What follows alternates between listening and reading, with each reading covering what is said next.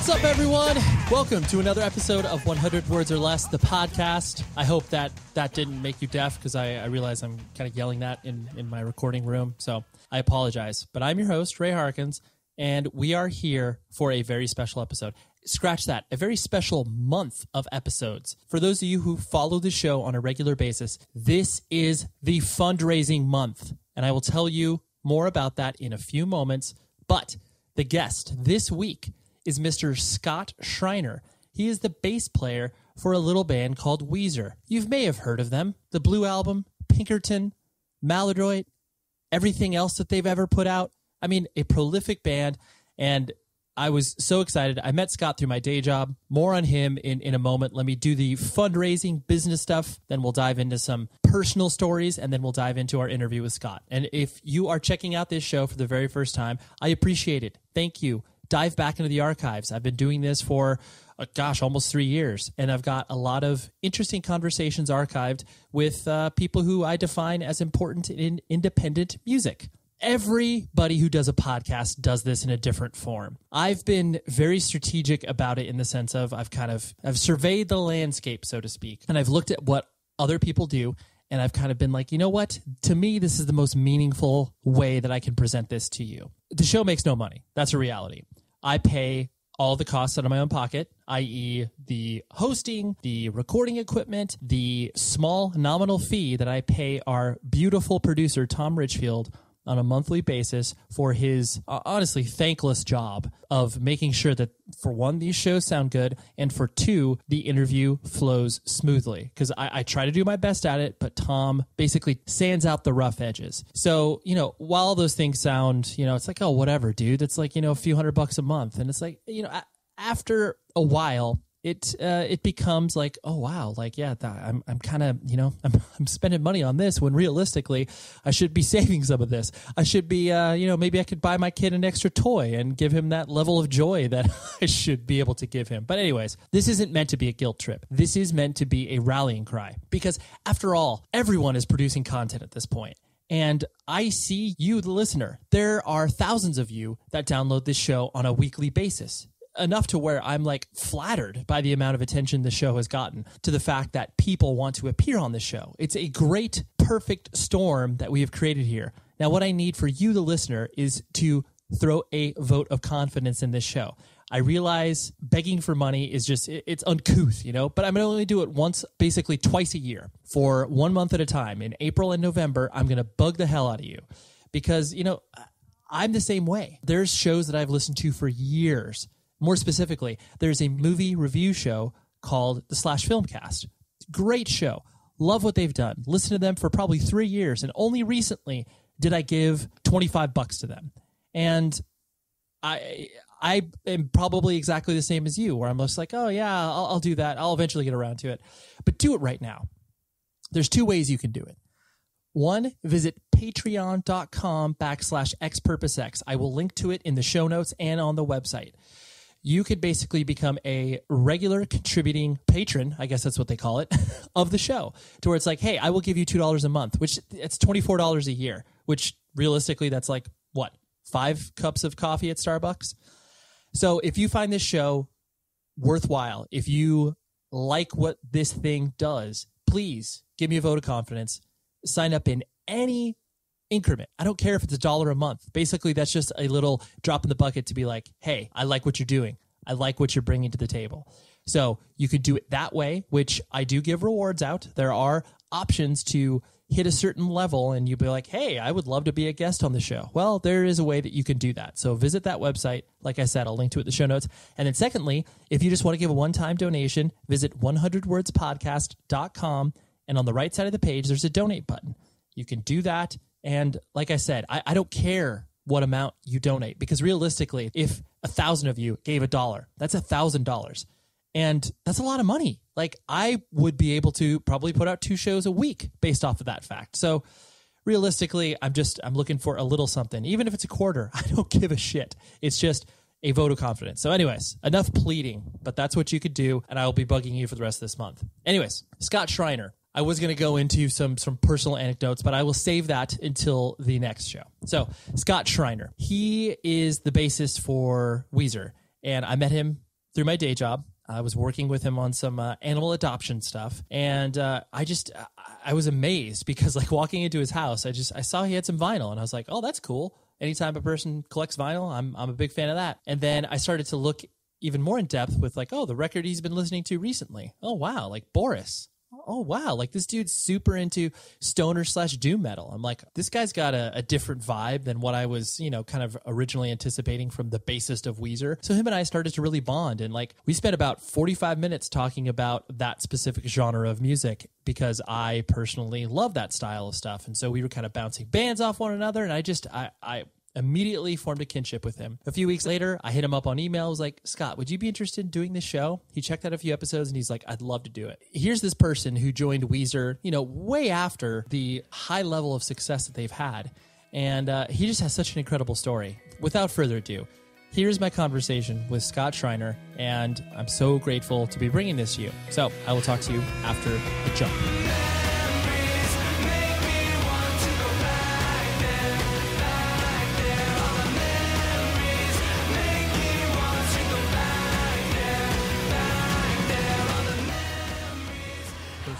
Introductory to you, as it were, right. Where it was like, obviously we met through my day job at PETA, and then obviously when I came over to your house and saw the fact like, oh, you like records, and we immediately connected on the fact it was like you liked stuff that was like, left of center, like what normal people don't immediately are like, oh yeah, I got some records. It's like, right. No, like, son, everything that we were connecting on, where it was like, okay, like, yeah. You've done your research, quote I've done my research to a point, and then you know so much more about me. Like I have a really, I know about a few things. Yeah. But there's also Elton John records in there. Which is totally fine. You obviously, since you have a diverse collection, that's, it's a more well-rounded musician. Yeah. So yeah, like I was impressed because you don't trip across that. It takes work to get there, Right.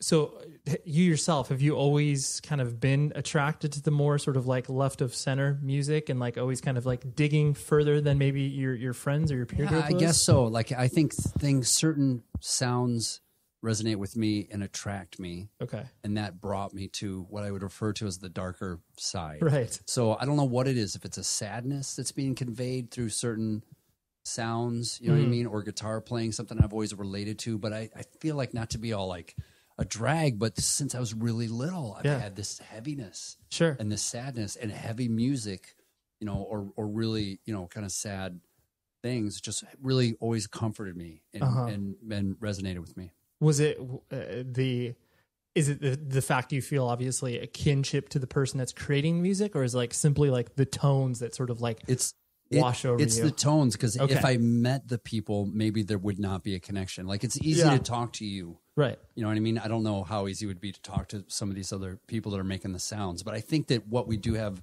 in common is that tonality. I mean, how many people can sit there and listen to a half hour of cymbal drone, like that Boris record that we were talking about, where it really is just cymbal drone, but I can get into it, or I can get into, like with the Sun stuff, just having guitar just feeding back and just groaning for like 10 minutes. Totally. And the most subtle changes are happening, like very slight. Right. You know what I mean? But I can get lost in that. Right. And it's many people would look at that music and define it as an endurance test. We're like, hey, how long can I last? Like 3 minutes? Like my wife, and she just goes to sleep.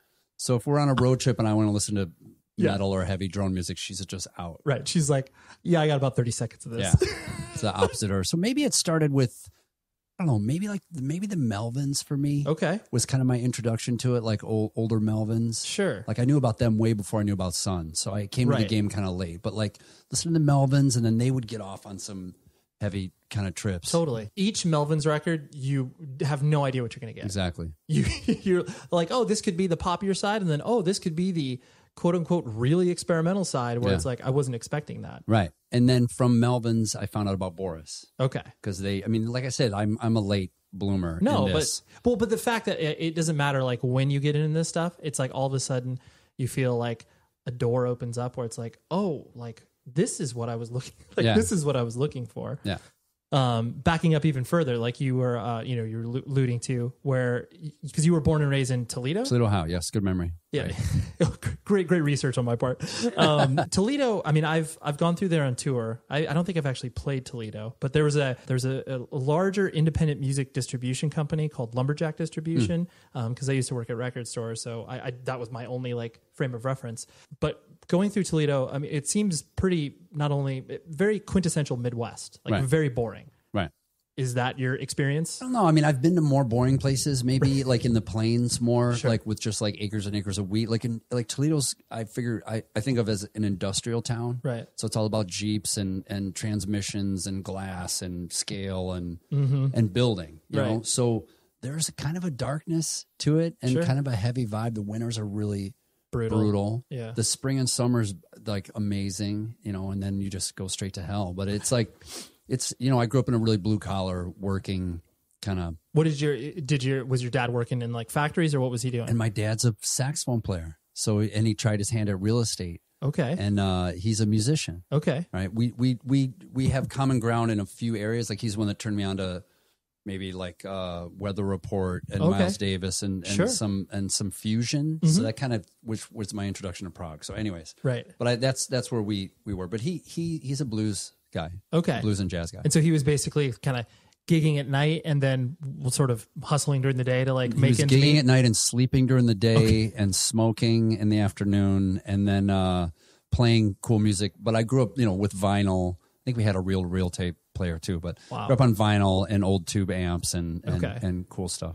And what was your mom just basically kind of a housewife, like taking care of? My mom was, and then she went to work. So she was a housewife as long as she could be. And when my sister were kind of functional, then she started working. So my mom was like listening to, you know, Jesus Christ Superstar and Neil Diamond. And turns out I love that album, the Jesus Christ Superstar record, the English Broadway version or whatever. Right. Ian Gillan singing, of course.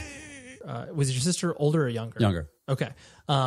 Did you have any sort of, you know, like, I guess, how would you describe your family situation? Like, you know, is it idyllic or were you kind of like a restless kid? Like, what did you find yourself being? So super sensitive kid. Okay. In a pretty tough, not very sensitive neighborhood. Okay. Artistic kid, not super artistic neighborhood, but it was there. It was just, it wasn't in my little pocket. Right. And my father was gone and I really had this longing for my dad, like, oh, dad, you know, and gone as in he passed away, or no, he no, he just left. Okay. when I was like 11 or something. Oh, that's rough. Even when he was there, he was not there. He was super checked out. Sure, you know, drinking and just not present. So, yeah, not interested in being a father. Yeah, not interested in me.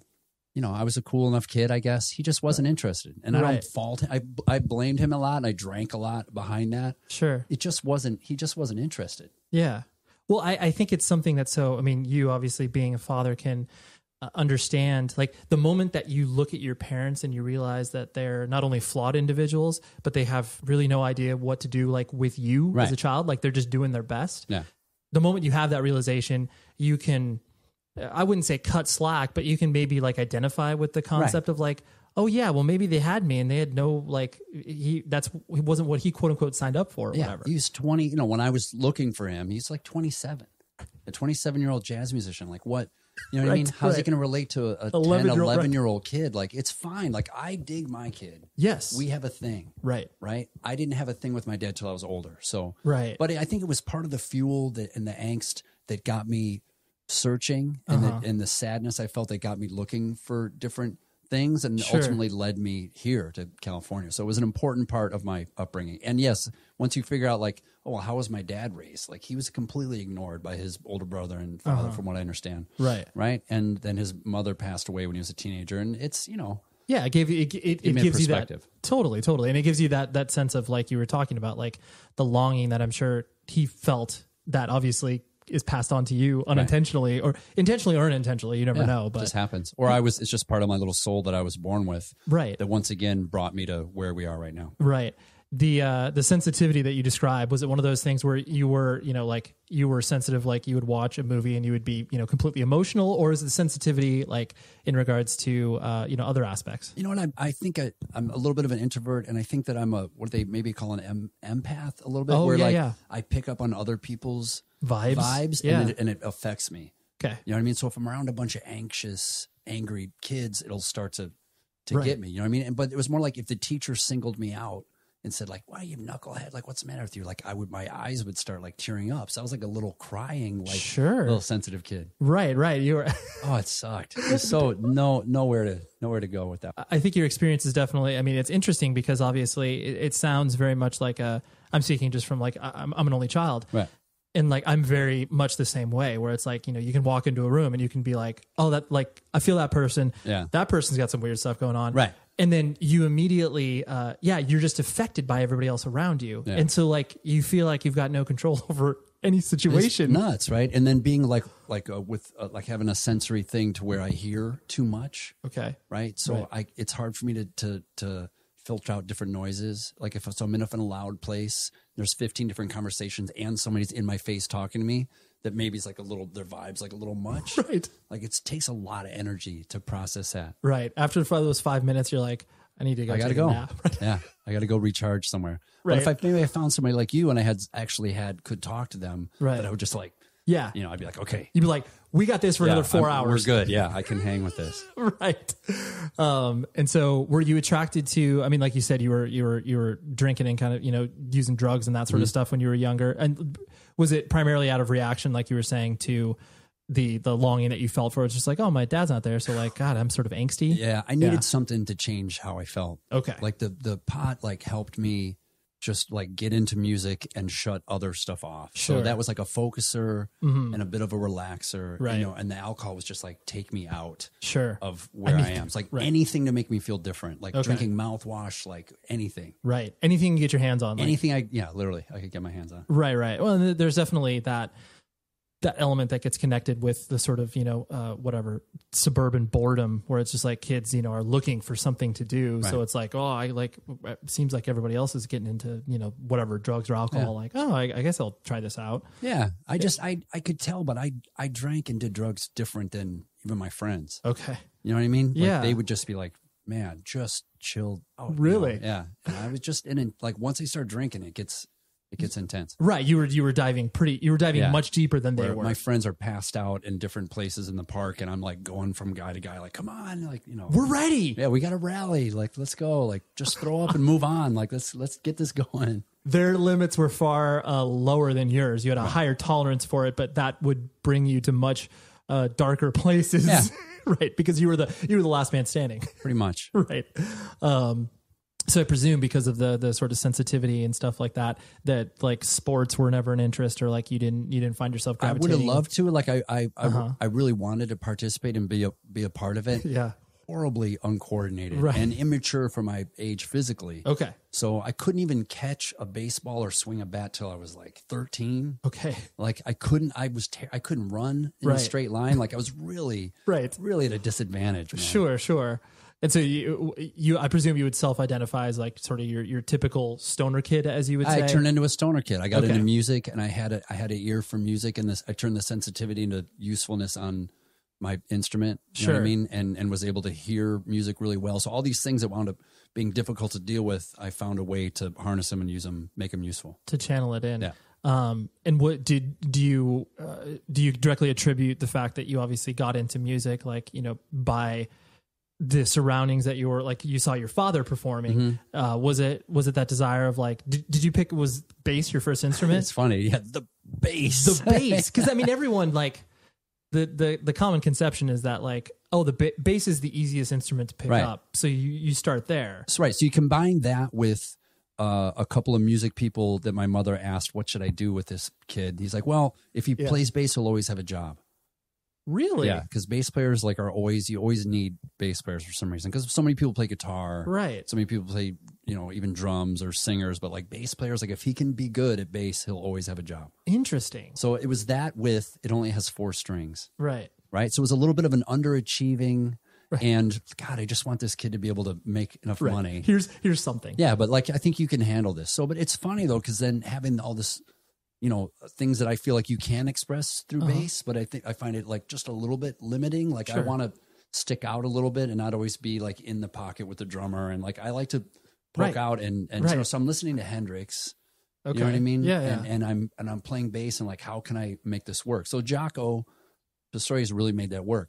Mm-hmm. Like he would have these solos and write these super beautiful melodic lines. So he did that on bass, Right. right? So I went more in that like Entwistle, Jocko, Stanley Sure. Clark, like, you know, real. You can be an expressive bass player. Yeah, exactly. Right. But I think to just say like just bass, like just play, find a pattern and lock in and don't F it up. Like, Right. and I'll listen to James Brown and I'll dig the bass playing in the grooves. You know what I Right. mean? But it's more the guitars and the stuff that's in between the grooves that Of course. that turns me on. There, that's the bedrock.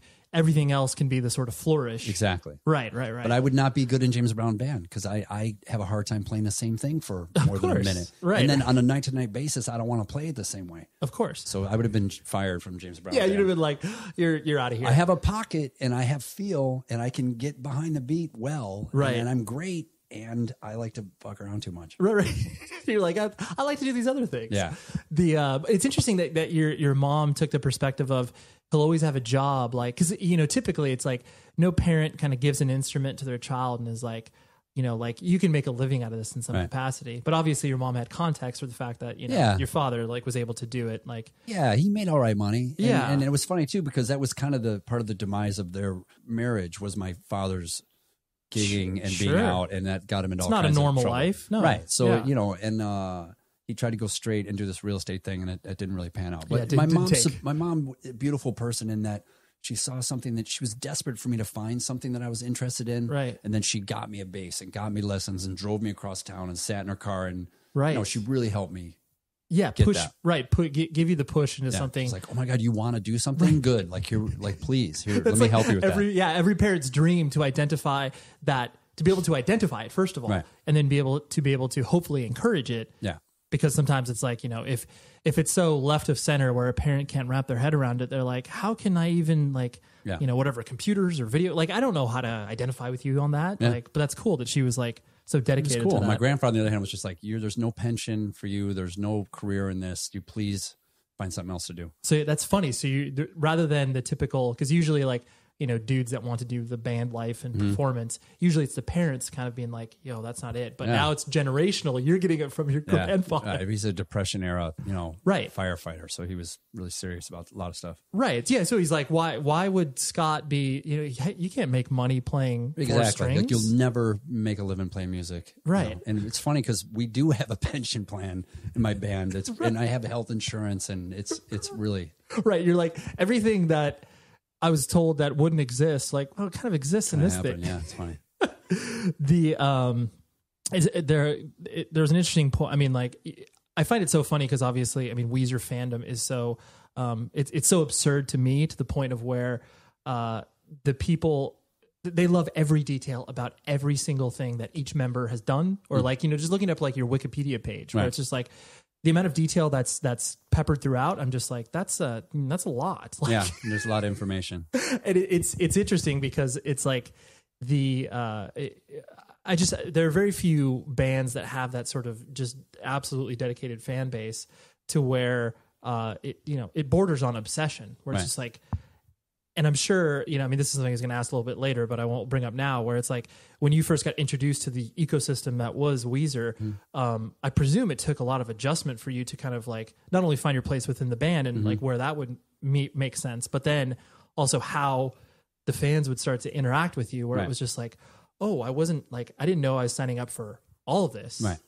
Did that take a huge adjustment period, or was it pretty like you kind of learned on the go? And it was a lot. And it was when I first got my computer. So it's like that was the first time I had seen message boards. Right. You know, and like there was instant messenger was just kind of starting. So it was in Weezer that they're like, here, have this laptop.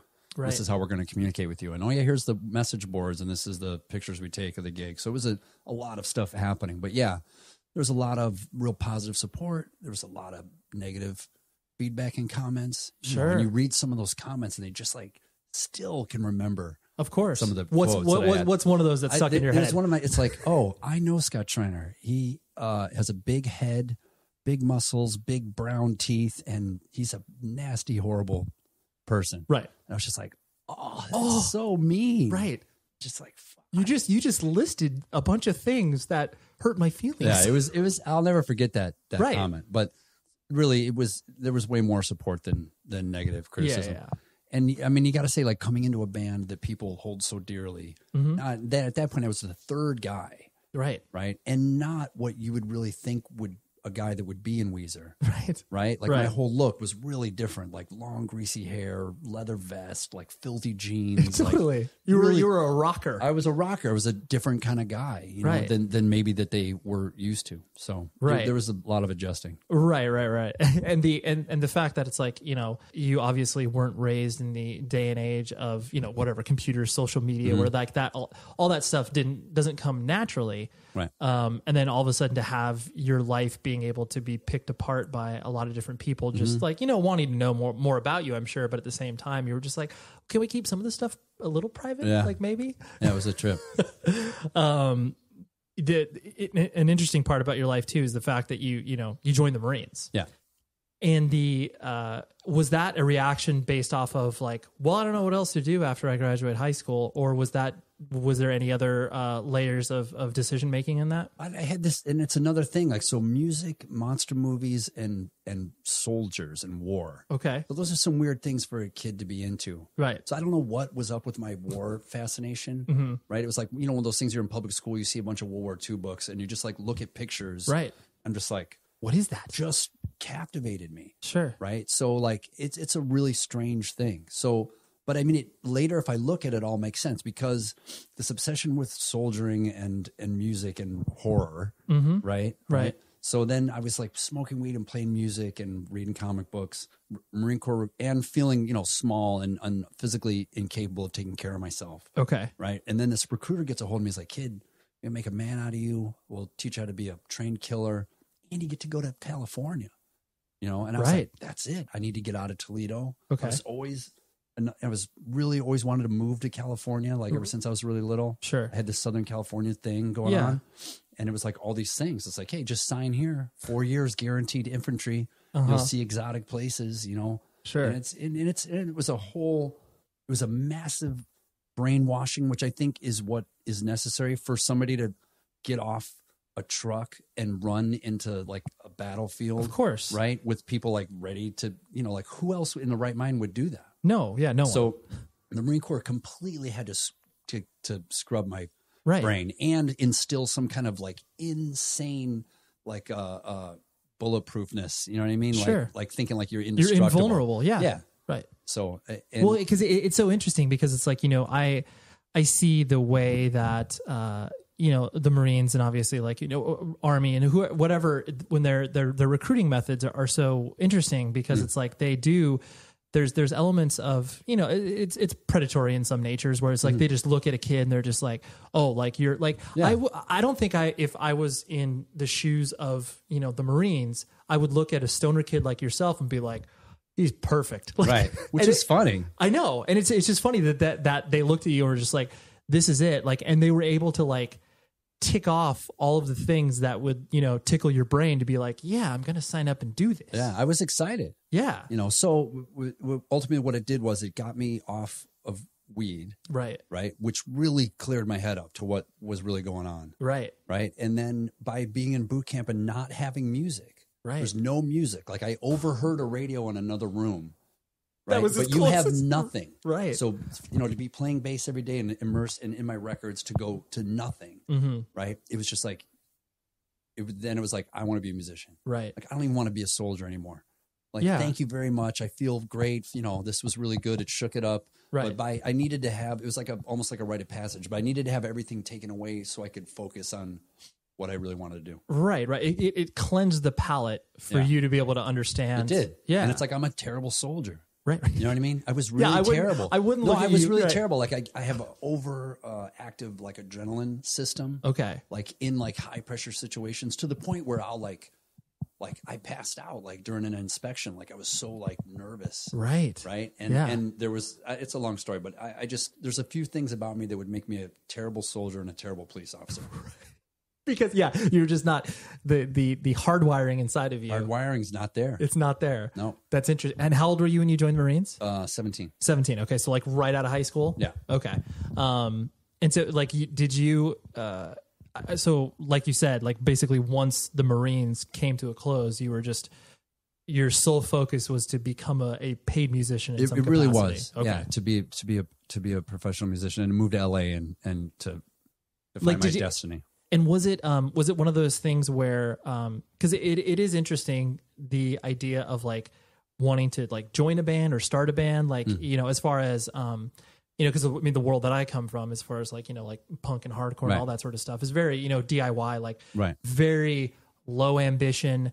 You know, let's just start it when we're 15 years old, that sort of stuff.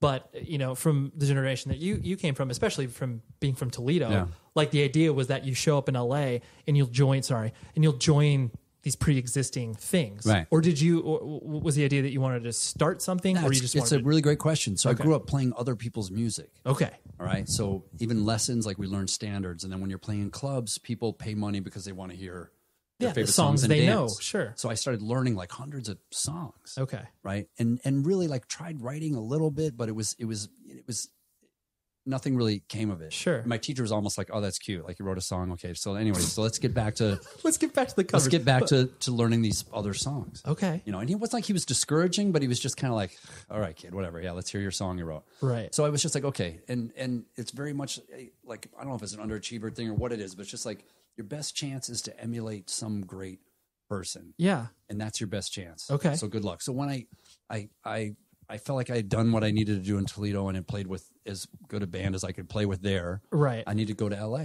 And you were doing covers in Toledo. Doing covers in Toledo. But we did have an original band. Like the year before I left, we started a band, the Great Barbecue Gods. Okay. So that was with it was a funny It was a funny band, but we were writing. So that was the first band I really wrote with. Yeah, that you felt that there was a creative process. It was cool, where we'd stand there and hash it out in a basement and then go and play gigs, play covers and some originals. And so that scene just kind of started to really happen when I left Toledo in like 89. Okay. And what sort of music were you guys trying to emulate? It was funny, you were on man. Your own? I was super messed up on the funk metal. Okay. So, that's what was happening at the time. It kind of was. And our singer was way more punk than that and way more hardcore. And our guitar player was super into Bad Brains. So it was like somewhere in between Bad Brains and 24/7 Spies. So it was what a weird combo. It was a mix. It was a kind of a mix up. Sure.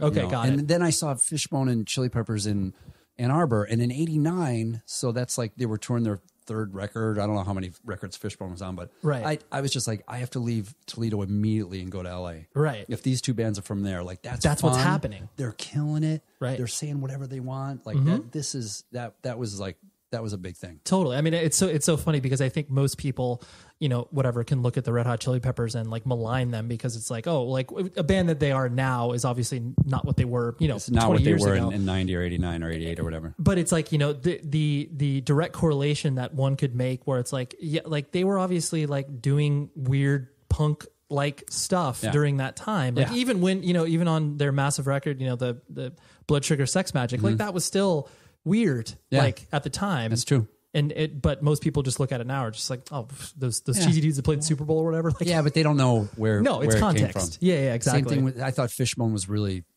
nuts and punk and Absolutely. ska and really good musicians and really good songs. And I think that's what differentiates bands of that nature, because they actually took their instruments very seriously and they took the musicianship seriously rather than like obviously a lot of the, you know, a punk band, like the whole concept is like, let's write the simplest stuff possible. And record it as poorly as it's almost like the black metal thing. Like just record like what's the most lo-fi way with the worst guitar sound that we could come up with. Totally. I'll set a microphone up in a corner. So I didn't appreciate that till later in my life because I was trying to be a musician guy and really you were obsessed with the musicianship and like obviously the sounds that you could create. So but Fear, so when I heard Fear I was like, oh, okay, so those guys can play. Yeah. And I can get down with that. So that was kind of like my introduction to punk rock. Right, yeah. You started to be able to understand more where that was coming from. Yeah, Dead Kennedys and Fear were like, you know, players I felt like in the band and that stuff made sense to me. Right. When you first came to LA, was it overwhelmingly terrifying or was it like kind of wide-eyed and bushy-tailed? It was like, oh, I'm here. Okay. I'm home. This is where the fucking freaks are. Right. Like, great. Like I was walking around going like, all right, nobody's looking at me weird. Yeah. Nobody's looking at me. Like this is perfect. Right. The girls are way more attractive. Hotter. Of course. Yeah. And the people are so smart. And I went to music school at MI and I found all these weirdos, you know what I mean? And then we just like started like, you know, packing together. Right, right. And making little bands and stuff. Sure, sure. You know, I was terrified. Like I was so scared of LA from what I saw in the media and film. I bought a shotgun on the way to LA. In my Honda Wago van, I was like leaving Ohio, right? Base rig, coffee machine, clothes, stopping by a 12 gauge shotgun and 50 rounds on the way out of Toledo, and drove to LA. I love that, where it's just like, well, I got to protect myself. I somehow. gotta have a gun. Wow, it's a fucking war zone. Right. And that's totally the perception of that was Los my Angeles that at was that my time. idea. Yeah, Right. And I'm going to be in hotel rooms out in the middle of nowhere with money and an instrument, and I got to have a shotgun because of course someone's going to try to jack my bass, and then what am I going to do? That's how little my knowledge of the country was. You know right. what I mean? Like yeah. And so what was your first sort of like U.S. tour that you were able to kind of like see more? We talked about Vanilla Ice already, right? We did not. But I was going to bring that up. So that was your. So my first tour, that's kind of how I like paid my dues. Although it wasn't a bus. Okay. So I can't say I lived in a van. Right. So I'm sorry that I don't have that much cred. But there were 17 of us on one bus with gear and merch. Wow. And sometimes Vanilla Ice driving the bus himself. Really? Yeah. Because what era was this of? So this was, it was right before, so it was like 98, 97, 98. So Ross Robinson had just produced the sort of new metal record. Right. Okay. So, and I was a big Ross Robinson fan at that time. Sure. And he contacted a couple friends of mine, and they made a record. And then my friend said, hey, do you want to do this Vanilla Ice tour? Ross produced this record and wrote it with a couple guys. And I was just like, dude, I can't play with Vanilla Ice. It's going to fuck up my reputation, man. Really? People are going to find out about it. You know? Right. And he's like, nobody's going to care. He's like, you know, and I was in town working as a PA on television commercials and videos, like breaking my back and making money. Right. Found a way to live in LA, right? Sure. But it's like, I wanted to play music and I wanted to travel. And my best friends were in the band. So I was like, fine.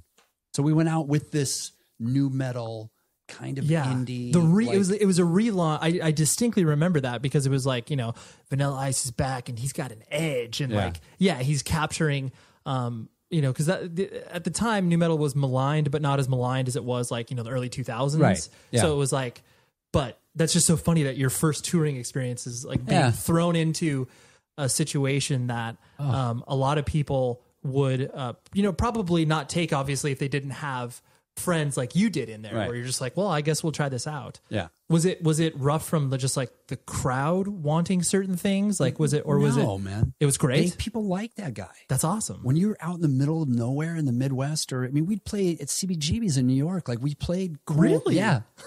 That's how I played CBGB's, was with fucking Vanilla Ice. And it was totally sold out and people down the street. Like, that's amazing. So people want to see him. He's charismatic. Totally. Absolutely. You know, he's got a thing. He does. You know, and that his like unbelievable, like out of control. But it's that thing that I've kind of learned about lead singers. Like, it's part of what makes other people want to attracted to it, to see them. Like, I don't have that. Right. Like, I don't have that shamelessness, like that fucking ego. Just be like, oh, yeah, of course you're all here to see me. Like, of course, let's get this going. Feed it now. Right. Yeah. It's there's a certain thing. It's like the lead singer, true rock star gene that I just didn't get. Right. It's weird. So whatever. I'm not judging. I'm just saying you were able to observe it because that's something that was inherently part of what he was doing. Right. There's no way you could disconnect that ego from who Vanilla Ice was. You have to have that to get up and say the lyrics that he was saying. Yeah. And to do these songs. Sure. Right. Like he you know, and we really, you know, we got along fine. It was I had a really fun time touring around the country. So before that, I'd played with Electric Love Hogs and done shows. Yeah. You know, in San Diego. Like weekend gigs. And that's when I saw like Korn. Sure. For the first time, before their record, and Deftones, and started seeing like this other aggressive thing going music. On. Yeah. It went Electric Love Hogs, Dark Years, Vanilla Ice. Right. Come home like, all right, I'm going to start a band. So that's what happened after Vanilla Ice. Okay. And then what was the band that you personally started? It was called, well, I didn't start it. So, but I found a couple people. You're right.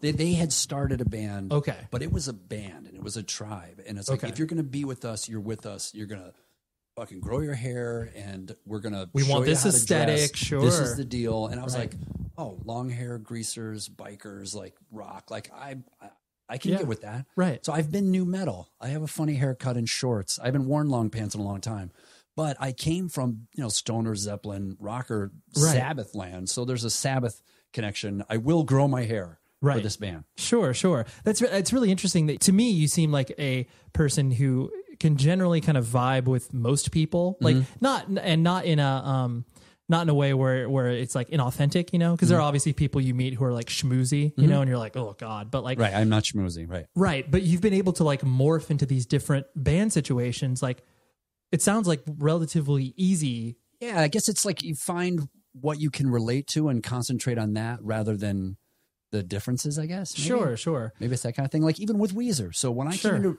with Rivers, he was looking for a darker kind of sound. Right. He was in a darker period and he had a big beard. And, Right. and when the person that was trying to help him find a bass player, they were bringing the old idea of what, Of course, Weezer would be. 1984 Weezer, Right. sure. Like right. who? Like, oh, you're looking for a bass player? How about these guys? And he was like, no, I need Super I clean need cut, right. somebody like fucking heavy. Mhm. Like, who's the heaviest bass player you know? Right. And then my friend who found me, Barry, was like, well, there's Scott, but he's got a gold tooth and he's covered in tattoos and he's Right. filthy and he's got long hair. And Rivers like, that's my guy.